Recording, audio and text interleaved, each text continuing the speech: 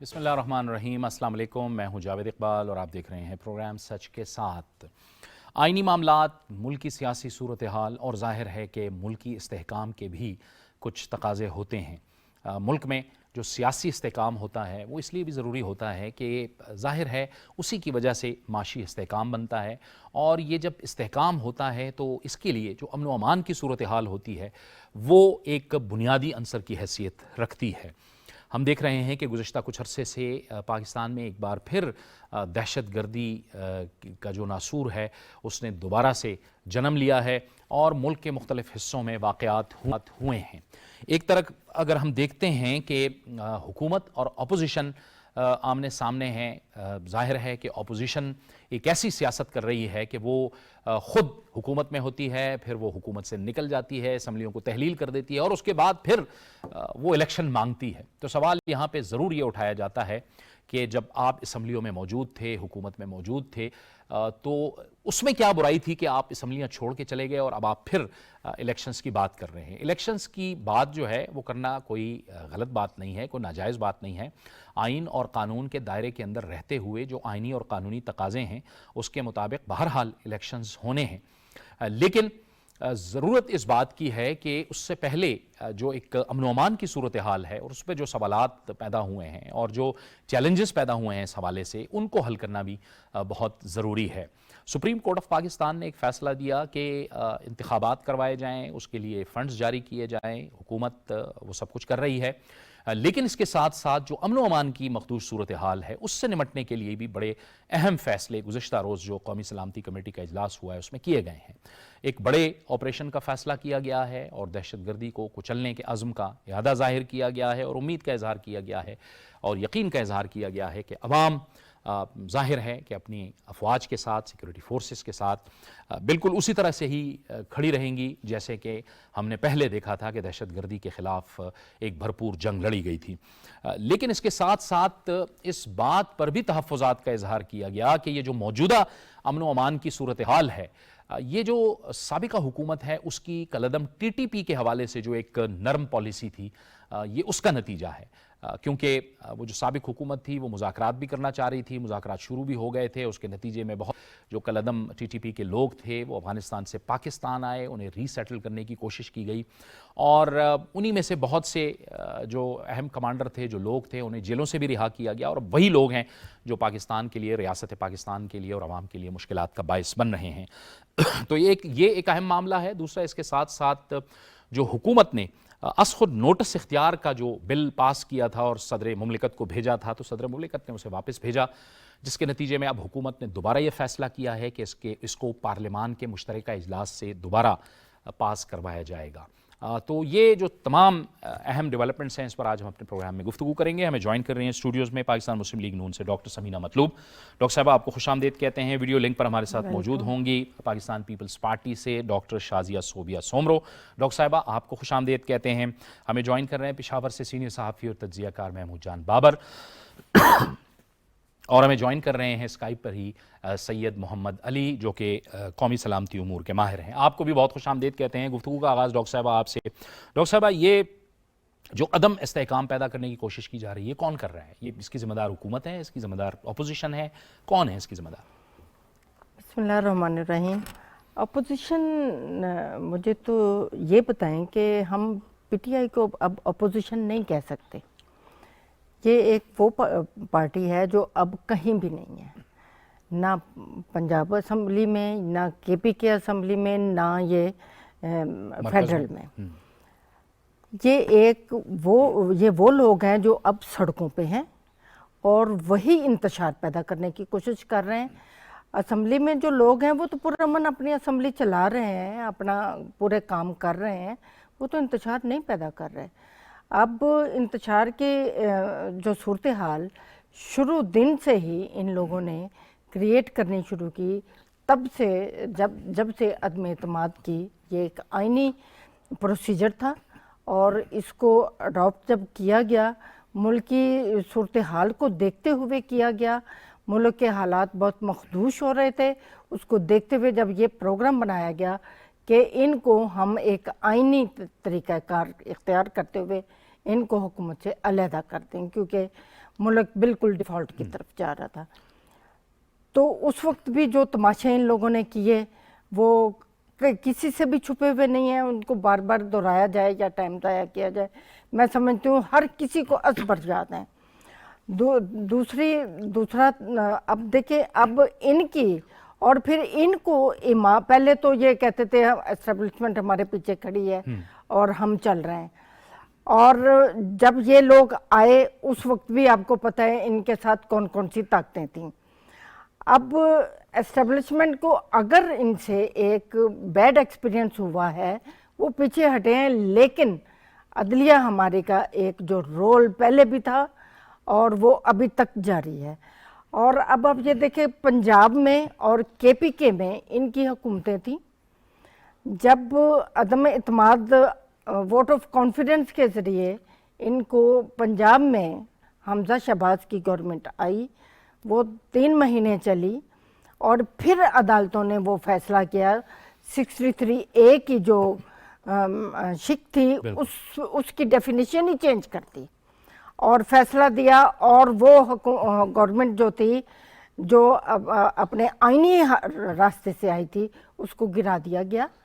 और तब से ये इंतशार शुरू हुआ है अदलिया का और पीटीआई का। अब जो कमेंट्स आप सुन रहे हैं और हम पढ़ रहे हैं ये किसी से भी छुपे हुए नहीं है, और सोशल मीडिया भरा हुआ है, और जो कुछ वो लोग अपनी राय का इजहार कर रहे हैं वो आके करना ज़रूरी नहीं है। अब तो लोग एडवांस हो गए और ये भी कोई मुश्किल नहीं है कि वो अवेयर ना हो। तो उसी के नतीजे में ये हुआ कि अब जब उन्होंने दोबारा हुकूमतें ली और फिर तोड़ी, ये एक प्लानिंग का हिस्सा था कि हम अगर ये पीडीएम की गवर्नमेंट तो तरक्की की तरफ जाती है या आईएमएफ से मुआहदे करती है तो ये इंतशार पैदा करते हैं, यानी आपको दबाव में लाने की वो कोशिश कर रहे थे। ठीक है, मैं आता हूं हर लेवल पे। डॉक्टर शाजिया साहबा, जी जी जी जी। उसके बाद इन्होंने अपनी हुकूमतें तोड़ी। क्या उस वक्त ऐसी सूरत हाल थी कि हुकूमत तोड़ी जाए? ये पुरअमन तरीके से चल रहा था काम। हमने कोशिश की, हमारी हुकूमत नहीं थी, इनकी थी, हमने कोशिश की कि इसको लिंगर ऑन करें, इनके प्रोसेस को, उसको लेट करें ताकि इंतशार से हम बचें, लेकिन उसके बावजूद भी नहीं बच पाए। और ये तरीकाकार भी इन्होंने इंतशार पैदा करने के लिए ही किया, और अब दोबारा फौरी इलेक्शन मांगना भी इंतजार पैदा करना।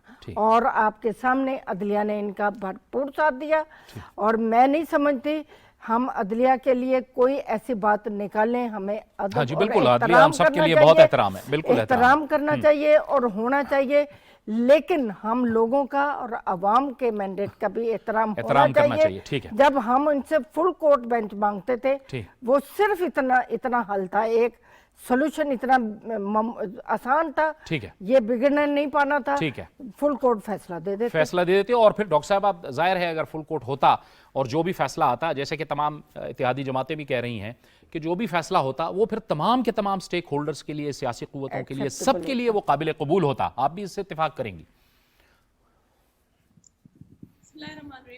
थैंक यू जावेद साहब। देखिए, सबसे पहली बात ये है कि मैं पीटीआई को पार्टी की नहीं, वो एक इंतशार और इल्जामात का काम करने के लिए आई थी और एजेंडा पे आई थी कि पाकिस्तान को मुस्तहकम नहीं रहने दे, पाकिस्तान की आवाम में।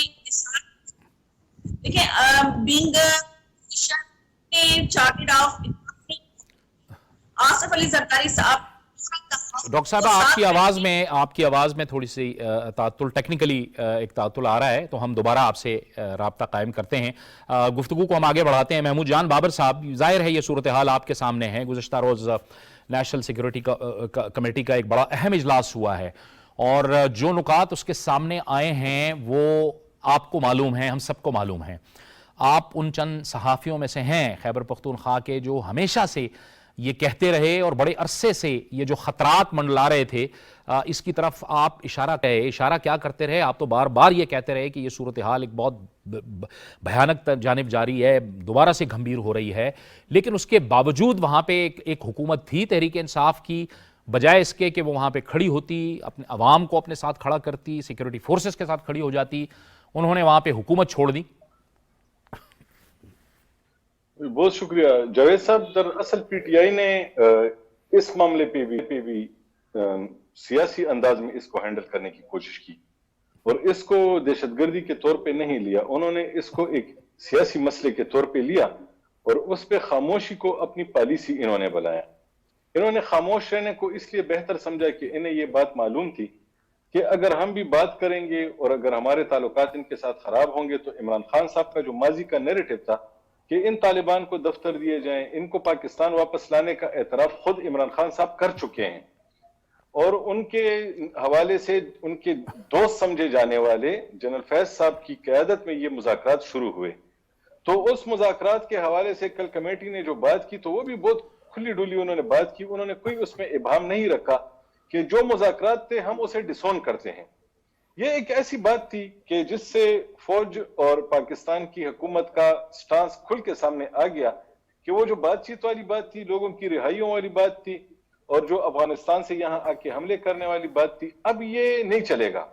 اور اس کے لیے انہوں نے جب ایک D G I S I جو موجود تھے جو ان کی تعریف کی تو ان کی پروفیشنلزم کو سراہا اور جس حوالے سے سراہا وہ بہت اہم ہے کہ بلوچستان میں انسرجنسی کرنے والے ایک شمبے صاحب جو ہیں تو ان کی گرفتاری پہ ان کو شاباش دی.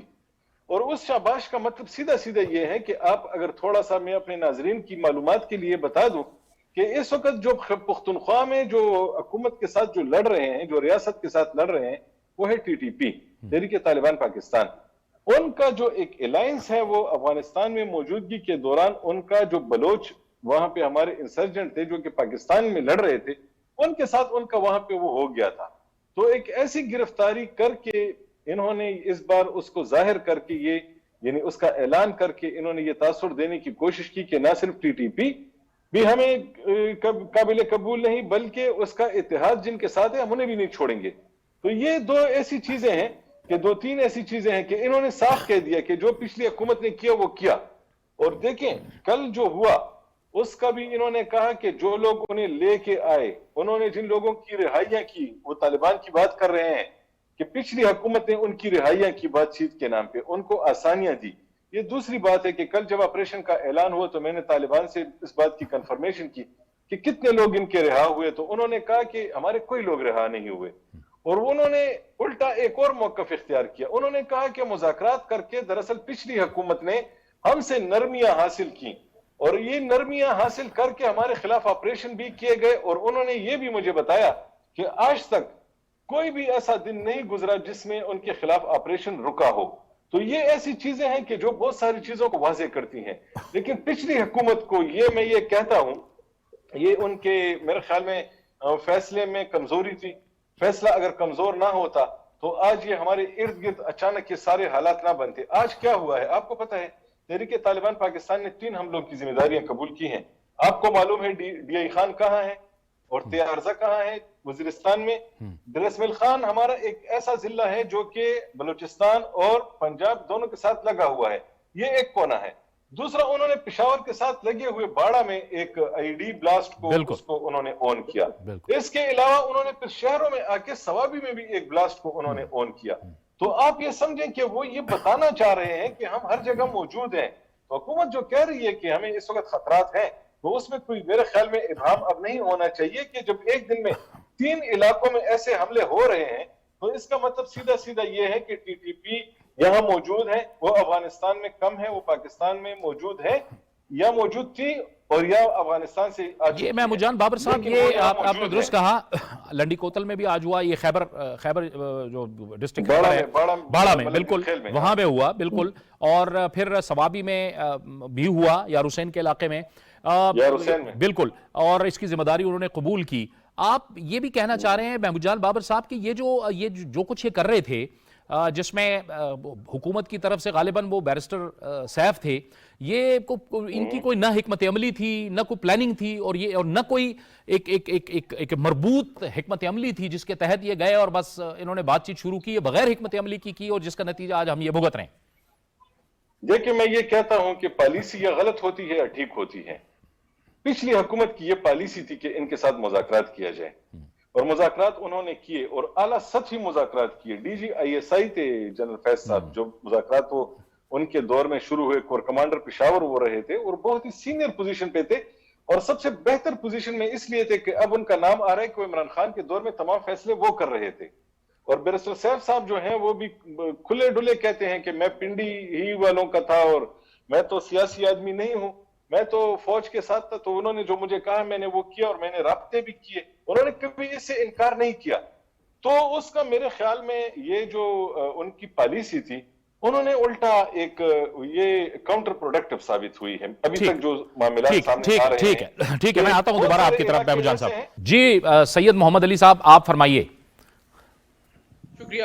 میں گزارش یہ کر رہا تھا کہ دیکھیں یہ جو نیشنل سیکیورٹی کمیٹی کا اجلاس ہے, اس کا جو ایجنڈا تھا اور اس کا جو وقت ہے یہ انتہائی امپورٹنٹ ہے.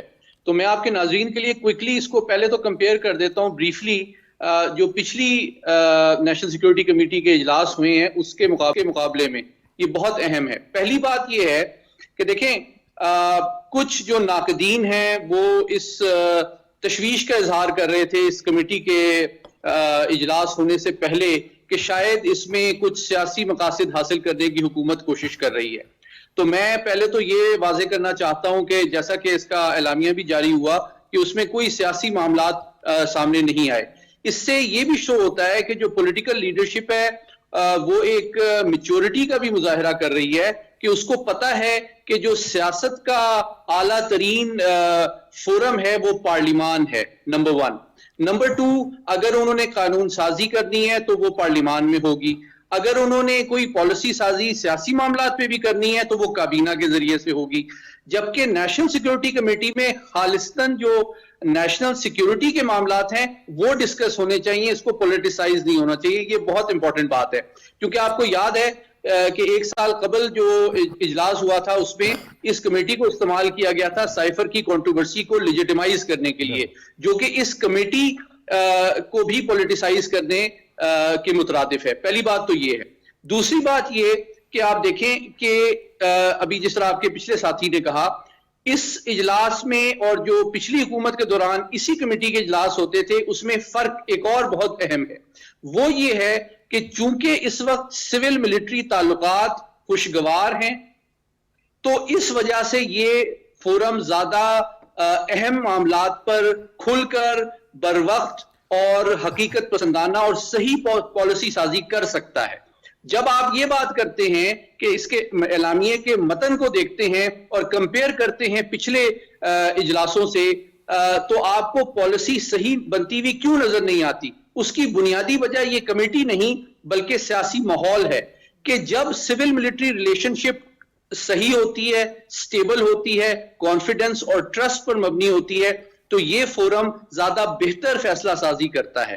اور آپ کو نظر آیا کہ فوراً بر وقت سول ملٹری قیادت بلکہ ساتھ ہی ساتھ جو دوسرے صوبوں کے وزراء اعلیٰ تھے انہوں نے بھی اس میں شرکت کی اور فوری طور پر ایک بر وقت اور کمپریہنسو یہ فیصلہ کیا گیا کہ جو دہشت گرد ہیں ان کو وقت دینا, ان کو ان کے ساتھ کوئی یعنی کہ نرم برتاؤ کرنا قومی سلامتی کے مترادف نہیں ہے اور وہ غلطی تھی.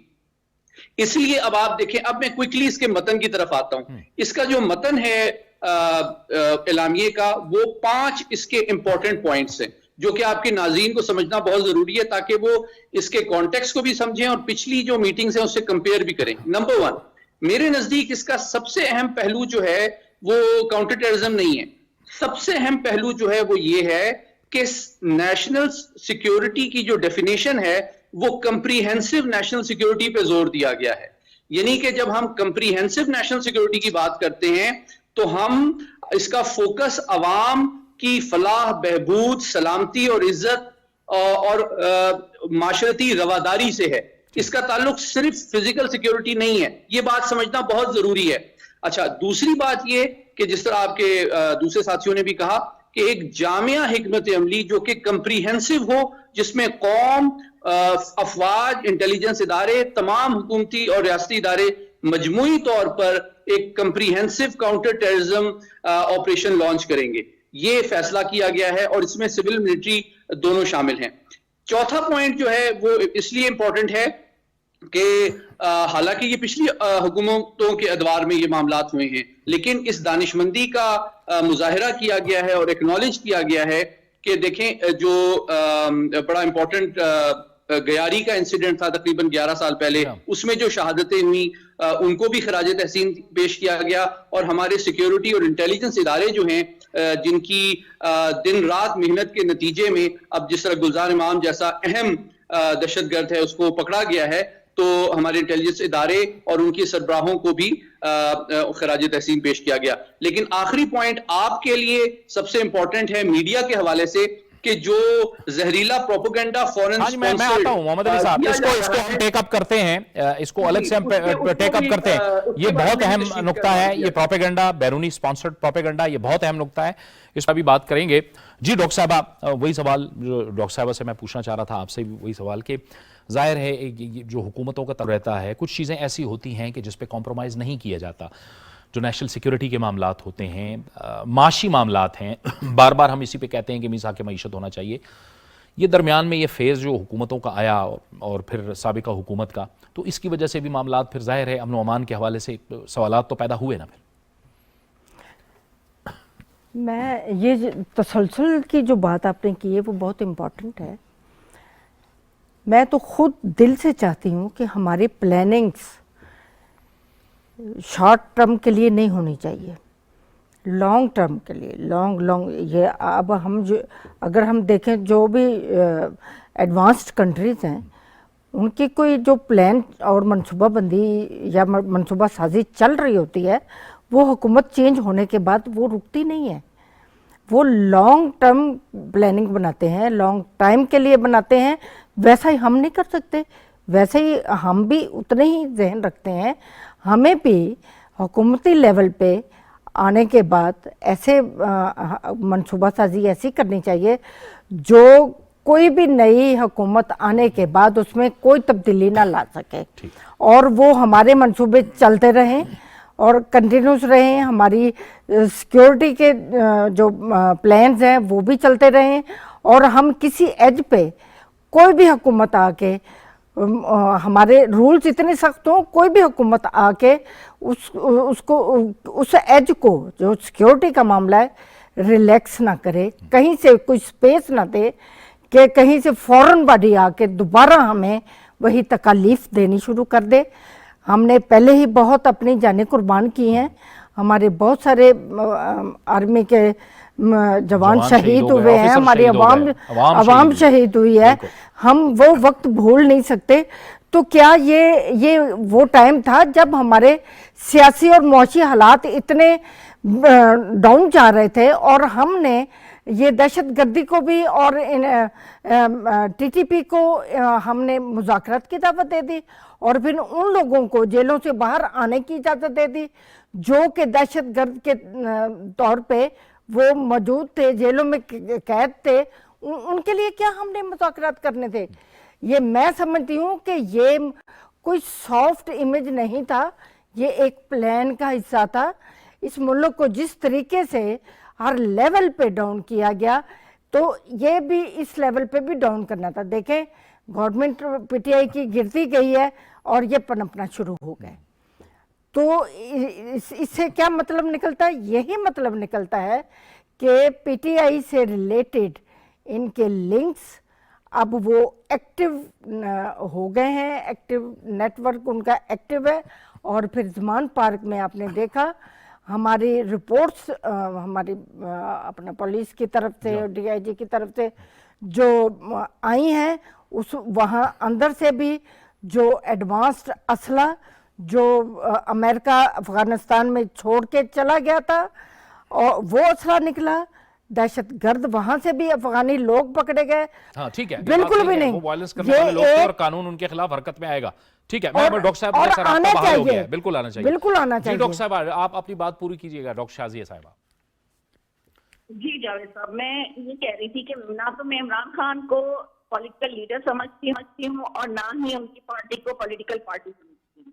دیکھیں جب ہم اپوزیشن میں تھے تب بھی وہ کنٹینر پہ بیٹھے ہوئے تھے اور وہ اپوزیشن کے ساتھ بیٹھ کے بات نہیں کرنا چاہتے تھے. وہ ٹی سی پی کے ساتھ اور طالب تنظیموں کے ساتھ بیٹھ کے ریلیکسیشن بھی دے رہے تھے, ان کے ساتھ باتیں بھی کر رہے تھے, لیکن ہم اپوزیشن ہوتے ہوئے بھی ان کو چارٹرڈ آف اکانومی بھی آفر کی, اور آصف علی زرداری صاحب نے فلور آف دا ہاؤس ان کو ساتھ بیٹھ کے معیشت کو, حکومت کو صحیح چلانے کے لیے بات کرنے کے لیے بھی کہا تھا. لیکن کیونکہ وہ اس کنٹینر پر بیٹھے ہوئے تھے تو وہ نہیں چاہتے تھے کہ وہ اس طرح سے کوئی بھی بات کریں جس میں وہ جو بیرونی ایجنڈا لے کر آئے ہیں وہ خراب ہو جائے. کیونکہ دیکھیں ابھی تک آپ نے دیکھا ہوگا کہ جس طرح سے انہوں نے چاروں ستونوں کو ہلا دیا ہے, چاہے وہ پارلیمنٹ ہو, میڈیا ہو, ہمارے افواج پاکستان ہو یا پھر عدلیہ ہو, چاروں میں وہ کام انہوں نے کیا ہے جو بیرونی طاقتیں کتنا بھی فنڈ خرچ کرتے پاکستان کی بنیادوں کو نہیں ہلا سکے تھے. لیکن یہ ایک بندہ ہے جس نے پاکستان کی عوام میں اتنا نیگیٹو نیریٹو بھر دیا ہے, نیگیٹو پروپیگنڈا کیا ہے کہ عوام جو ہے وہی عوام جو پاکستان کے لیے گھاس کھا کے پاکستان کو ایٹمی بنانے کے لیے آگے آ رہی تھی, وہی عوام جو ہے پاکستان کو توڑنے کے لیے آگے آ رہی ہے. تو میں سمجھتی ہوں کہ ہمارے لوگوں کو ان چیزوں کو سمجھنا چاہیے کہ یہ ایک بیرونی سازش ہے جس کی بیس پہ یہ لوگ آگے آ رہے ہیں, اپنے اداروں کو متنازع بنا رہے ہیں. اور میں سمجھتی ہوں کہ یہ ہمارے سارے اداروں کے جو ہیڈ ہیں وہ ان کو سمجھنی چاہیے باتیں کہ یہ اس طرف جا رہے ہیں. اور جو بھی کانفرنس ہوئی ہے یہ بہت پہلے ہو جانی چاہیے تھی, کیونکہ آپ کو یاد ہوگا کہ اے پی ایس والا واقعہ ہوا تھا, اس میں نیکسٹ الیکشن پلان بنا تھا. اس میں اگر ہم اسی نیکسٹ الیکشن پلان کو فالو کر لیں تو جوڈیشل ریفارم بھی ہے, اس میں ہمارے ان ساری چیزیں لکھی.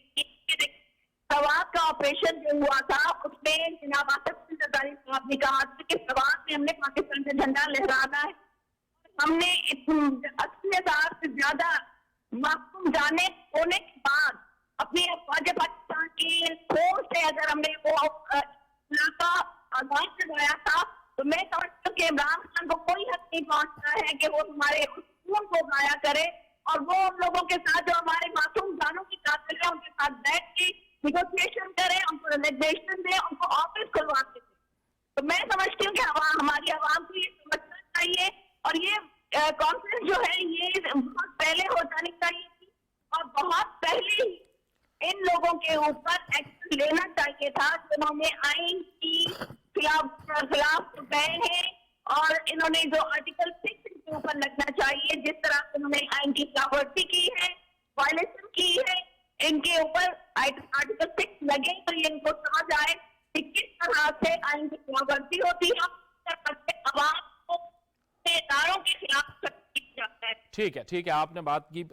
محمود جان صاحب, یہ خیبر پختونخوا کے اندر تو 2 بار تحریک انصاف کی حکومت رہی, پھر آپ نے ابھی کچھ عرصہ پہلے ایک خبر دی کہ یہ جو واقعات ہوئے اور اقبال مومن ڈی ایس پی جو تھے وہ شہید ہوئے, اس واقعے کے اندر یہ بلٹ پروف جیکٹس جو تھیں وہ بھی ناکارہ تھیں.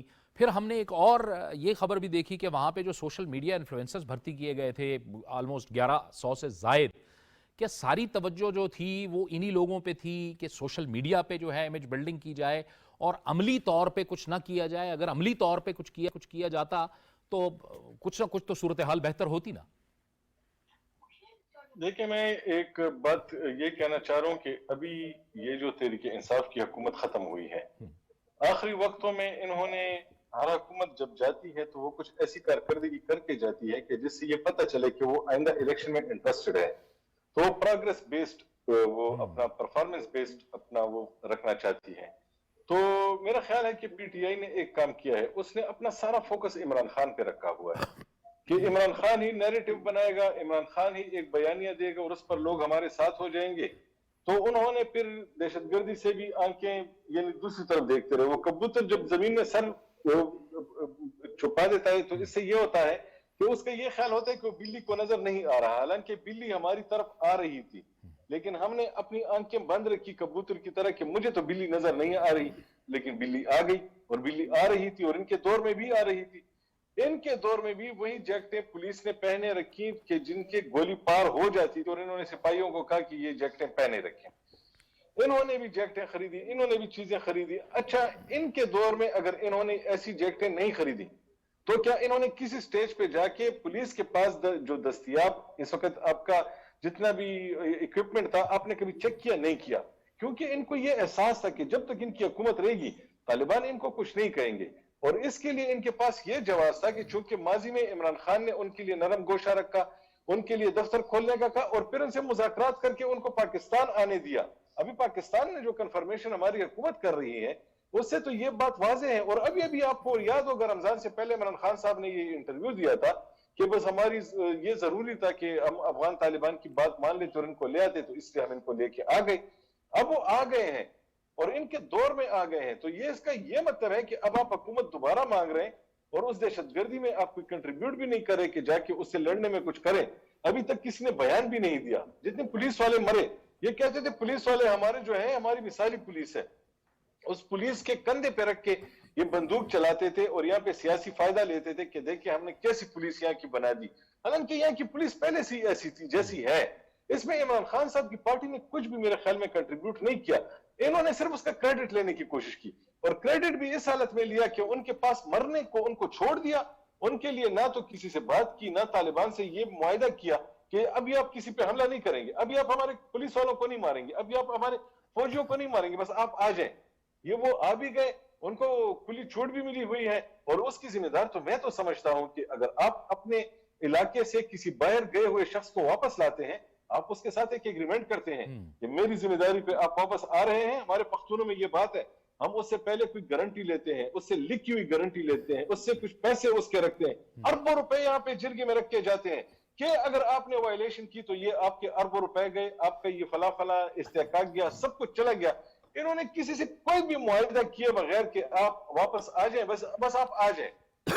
इनका ये ख्याल था कि शायद ये मामला कामयाब हो जाए तो इसका इनको क्रेडिट मिलेगा। वो कामयाब नहीं हुआ। अब जब नाकाम हो गए ये कहते हैं हमारा तो इनके साथ कोई ताल्लुक ही नहीं है। कैसे आपका ताल्लुक नहीं है? आपने मेरे तमाम मुझसे लड़ने वाले तमाम लोगों को लेके आ गए और उनको मेरे सर पे बिठा दिया। अब आप कहते हैं कि मेरे इनके साथ कोई ताल्लुक नहीं है। ताल्लुक है, आप जिम्मेदार हैं। आपके वो सरकारी लोग भी और आपके सियासी लोग तमाम जिम्मेदार हैं जो कि इमरान खान के दौर में थे। इसलिए मैं ये समझता हूं कि उनके साथ अगर माली एहतिसाब कहीं हो रहा है, उनके साथ बाकी मुकदमात में कुछ और, तो इस पे भी उनके साथ बात होनी चाहिए। आप बताएं कि अभी आप इसका क्या जवाब देते हैं कि जिन लोगों को आप लेके आए उनको आप वापस गैर मुसल्ला तो करें ना हमारे साथ मिलके। अब वो उनको गैर मुसल्ला भी नहीं कर सकते। अब हमारे पास उनके साथ लड़ने के अलावा कोई ऑप्शन नहीं बचा, तो हम उनके साथ लड़ेंगे। हमारे जवान शहीद होंगे और वो भी आपके उनके लिए क्या है? आज उन्होंने बाड़े में एक आईडी लगाई, आपके फौजी जवान जो है उसमें उड़ गए, उनके लिए क्या मसला है? वो तो नजर नहीं आते। हमारे यूनिफॉर्म जवान नजर आता है, उसकी वजह से वो इजी टारगेट होता है। तो आपने अपने लोगों को इजी टारगेट बना के उनको लाके एक सुलेमानी टोपियां भी पहना दी, अब वो नजर भी नहीं आते। और नुकसान सारा का सारा इस वक्त हो रहा है। अगर इस दहशतगर्दी का देखे ना, सिर्फ मरना ही लोगों को, शहादतें ही नहीं हो रही, माशी नुकसान हो रहा है। लोग यहाँ पे घबरा रहे हैं कि यार वापस वही वाले हालात आ गए। तो इसके जिम्मेदार कौन है? जिम्मेदार वही लोग हैं जो कि इनको वापस लेके इनके साथ मुज़ाकरात किए। अब वो कामयाब नहीं हुए तो अब आपकी कौम को जवाब तो देना, जवाब देना होगा। मोहम्मद अली साहब, जवाब तो जाहिर है देना पड़ेगा। जो महमूद जान साहब फरमा रहे हैं कि आपने खुद जो है वो हालात इतने उनके लिए नर्म कर दिए कि वो आ गए और फिर उन्होंने जहां जिस तरह से मर्जी हो उन्होंने अटैक करना शुरू कर दिया। फिर साथ में हमारी जो पॉलिटिकल फोर्स यानी इमरान खान और तहरीक इंसाफ के जो लोग हैं, जिस तरह से उन्होंने इदारों के हवाले से प्रोपेगेंडा किया और जहरीला प्रोपेगेंडा किया, फिर बाहर के ममालिक में जिस तरह से कैंपेन्स चलाई गई और उस कैंपेन्स को अपनी कामयाबी करार दिया गया, तो ये कौन सी सियासत है मोहम्मद अली साहब?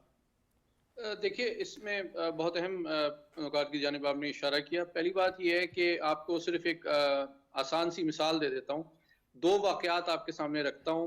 आपको याद होगा कि काबुल में हमारे सफ़ीर के ऊपर हमला हुआ था और हमारे एक SSC के जवान ने अपनी जान खतरे में डाल के उनकी ज़िंदगी बचाई थी। फिर उसके बाद जो पुलिस पे अटैक हुआ जिसमें 80 से ज़्यादा शहादतें हुई, आपको याद होगा कि हमारे वज़ीर आज़म और हमारे आर्मी चीफ दोनों इकट्ठे वज़ीर दफ़ा और वज़ीर दाखिला के साथ हमारे जो बहादुर जवान हैं और जो ज़ख्मी थे उनकी इयादत के लिए गए। मुझे बताएं कि जिस सूबे में इनकी इतने अरसे से हम अपोजिशन पार्टी की हुकूमत है, ان کے وزیر اعلیٰ، ان کے وزیر داخلہ، ان کے کوئی لیڈر کیا ہمارے کسی زخمی جوان یا کمانڈو یا پولیس افسر کی عیادت تک کرنے گیا ہے؟ مطلب یہ پاور، ان کو محبت جو ہے وہ اقتدار سے ہے، ان کو عوام کا کیا غم ہے؟ اس کا کوئی ثبوت تو دینا. ٹھیک ہے، نمبر 1. اب آتے ہیں پالیسی کے ایسپیکٹ کی طرف. اب آپ یہ دیکھیے کہ نہ صرف کہ انہوں نے جو سی ٹی ڈی اور پولیس ہے اپنی پوری حکومت اور دور اقتدار میں اس پہ کوئی توجہ نہیں دی، خاص طور پہ اس صوبے میں جو کہ دہشت گردی کے خلاف جس نے سب سے زیادہ قربانیاں دی ہیں، سب سے زیادہ نقصان اٹھایا ہے، اور خود اس میں ان کی حکومت رہی ہے. تو دیکھیں جو گورننس کی کنسٹرکٹیو پازیٹیو پالیٹکس ہوتی ہے، اس میں اگر اپنے صوبے میں آپ اچھا پرفارم کرتے ہیں تو اسی بیسس پہ آپ یہ توقع کرتے ہیں کہ باقی صوبے بھی آپ کو حکومت کا موقع دیں گے. تو اگر جو صورتحال آپ نے سیکیورٹی کی اور ان جوانوں اور ان ہمارے پولیس افسران اور ان کے اہلکاروں نے جو قربانیاں دی ہیں، خود ان آپ میں اتنی اخلاقی جرات نہیں ہے کہ ان کی عیادت کے لیے جائیں، تو کیا آپ یہ توقع کرتے ہیں کہ پورے ملک کی قومی سلامتی اور ایک ایٹمی طاقت کی جو ذمہ داری ہے وہ آپ کو دے دی جائے؟ کیا آپ کا طرز عمل یہ ذمہ دارانہ ہے؟ کیا قوم، ملک اور ادارے آپ پہ ٹرسٹ کر سکتے ہیں؟ یہ سب سے بڑا سوال ہے. جی ڈاکٹر صاحبہ، اب سیاست تو اس لیے نہیں ہوتی کہ آپ میں رہیں تو تب آپ سب کچھ آپ کے لیے ٹھیک ہے، لیکن جب اپوزیشن میں چلے جائیں تو پھر آپ جو ہے پھر اداروں کے خلاف کھڑے ہو جائیں. اپوزیشن بھی اس جمہور کا، پارلیمان کا، جمہوریت کا ایک اہم حصہ ہوتی ہے. بالکل، یہ اس میں کوئی شک نہیں. پارلیمان میں یا حکومت کا جو سلسلہ چلتا ہے وہ حکومت اور اپوزیشن، یہ دو لازمی جز ہیں جن کے آپس میں صلاح مشورے سے چلتا ہے. دیکھیں جی، بہت سارے ذہن ملتے ہیں، بہت خوبصورت چیزیں عمل میں آتی ہیں، بہت سارے منصوبہ سازی، بہترین منصوبہ سازی عوام کے لیے ہم بنا سکتے ہیں. اب ہم اپوزیشن میں ہوں یا اس میں حکومت میں ہوں، کیا ہم لوگوں کا نمائندہ بن کے آتے ہیں نا؟ اگر ہم اپوزیشن میں بھی بیٹھے ہیں تو کیا ہم ووٹ لے کے جیت کے ہی آتے ہیں تو پارلیمنٹ کا حصہ بنتے ہیں نا؟ تو وہ تب ہماری ذمہ داریاں کیسے ختم ہو سکتی ہیں؟ یہ نہیں ختم ہو سکتی. ہمیں اپنی ذمہ داریوں کو محسوس کرنا ہوگا، اور جب تک ہم کمبائن قدم نہیں اٹھاتے، کمبائن سوچ کے ساتھ نہیں چلتے، کمبائن منصوبہ سازی نہیں کرتے تو ہم فیل ہیں. یہ کبھی بھی نہ سوچیں. اگر حکومت آپ کے پاس ہے، آپ یہ نہ سوچیں کہ مجھے سرخاب کے پر لگ گئے، میری ذمہ داری میں اضافہ ہو گیا ہے، میری سوچ بچار میں اضافہ ہو گیا ہے. لوگ اپوزیشن سے زیادہ پھر آپ کا احتساب کرتے ہیں، حکومت کا احتساب کرتے ہیں. وہ بالکل آپ کی طرف دیکھتے ہیں اپنے مسائل کی، مہنگائی کے لیے جو اس وقت صورتحال ہے. اسی طریقے سے وہی تو میں کہنی ہوں کہ یہ لوگ سمجھتے ہیں کہ ہم حکومت میں آئیں تو ہماری حکومت میں آنا موج نہیں ہوتی. یہ بہت بڑی ذمہ داری جو آپ کے کندھوں پہ آن بیٹھتی ہے، کیونکہ عوام کے لیے ہم نے ہر وقت سوچنا، عوام کی خوشی کا سوچنا، عوام کی غمی کا سوچنا، ان کے کھانے پینے کا سوچنا، ان کی آسانیوں کا سوچنا، ان کی رہائش کا سوچنا، کہ لوگ اور ان کی ایجوکیشن اور ہیلتھ کا سوچنا. کیا یہ ذمہ داری حکومت اور اپوزیشن پہ دونوں پہ لاگو آتی ہے؟ جب کوئی بھی لیجسلیشن ہوتی ہے اس میں باقاعدہ کردار ہوتا ہے اپوزیشن کا بھی، اور اپوزیشن کے بل باقاعدہ آتے ہیں جس پہ ڈسکشن ہوتی ہے اور ایک خوبصورت چیز بن کے سامنے آتی ہے تو ہم عوام کی بہتری کے لیے لے کے آتے ہیں. اگر ہم صرف یہ سوچ لیں کہ ہم نے حکومت لے لی، نہیں، یہ کوئی ذمہ داری نہیں ہے، یہ ملک کے ساتھ سنسیریٹی نہیں ہے، یہ لوگوں کے ساتھ سنسیریٹی نہیں ہے. ہم ان لوگوں میں سے آتے ہی نہیں ہیں جو حکومت لے کے مطمئن ہو جاتے ہیں. نہیں، ہم لوگوں میں سے آتے ہیں. ہم نے ہر وقت اپنی عوام کا سوچنا ہے، ہم نے پھر بھی انہیں کے بیچ میں جانا ہے، بالکل صحیح، اور وہیں بیٹھنا ہے. آپ یقین کریں، اگر میں اپنی کانسٹیچوئنسی میں جاتی ہوں، میرے لوگ زمین پہ بیٹھے ہیں، میں کبھی چیئر پہ نہیں بیٹھی، میں ان کے ساتھ زمین پہ بیٹھتی ہوں. یہ کیونکہ ان کے آج کل وہ تکلیف میں ہیں، खुदा की कसम आंखों में उनको आंसू देख के आंखों में आंसू आते हैं। आंसू आते हैं, आप जवाबदेह होते हैं, जाहिर है, बिल्कुल जवाबदेह जवाबदेह होते हैं। होते हैं। ठीक है, ठीक है, बहुत क्योंकि बहुत वो शुक्रिया, टाइम हमें भी खत्म हो गया। ट्रस्ट करते हैं, बिल्कुल, और बिल्कुल असेंबलियों में ट्रस्ट भेजते करके हैं। आगे। बहुत बहुत शुक्रिया डॉक्टर समीना मतलूब साहिबा आपका, डॉक्टर शाजिया सोविया सोमरो आपका, महमूद जान बाबर साहब आपने पेशावर से हमें ज्वाइन किया, आपका भी बहुत शुक्रिया। सैयद मोहम्मद अली साहब आपका भी बहुत शुक्रिया। बात वहीं पे घूम फिर के आती है कि जो जमहूरी निज़ाम होता है उसमें जितना किरदार हुकूमत का होता है उतना ही अपोजिशन का होता है। अपोजिशन अगर अपना किरदार मस्बत की बजाय मनफी तरीके से अदा करने पे बज़िद हो तो फिर ज़ाहिर है कि मसाइल बनते हैं। लेकिन याद रहे अपोजिशन के लिए भी कि अपोजिशन को भी अवाम में जाना पड़ता है और अवाम उनसे पूछते हैं कि आप अपने हमारे हक़ के लिए अगर बात की है तो वो किस तरीके से बात की है। क्या आपने पार्लियामान और फोरम्स पे बैठ के बात की है जहाँ पे उनको बात करनी चाहिए, या आप फोरम को छोड़ के ख़ुद से निकल गए और अब आप आवाज़ें लगा रहे हैं कि इलेक्शन कराएं, हमें दोबारा इस फोरम पे जाना है। तो सोच समझ के अपोजिशन करनी पड़ती है। ये था हमारा प्रोग्राम आज का। जावेद इकबाल को इजाज़त दीजिए। अल्लाह हाफ़िज़।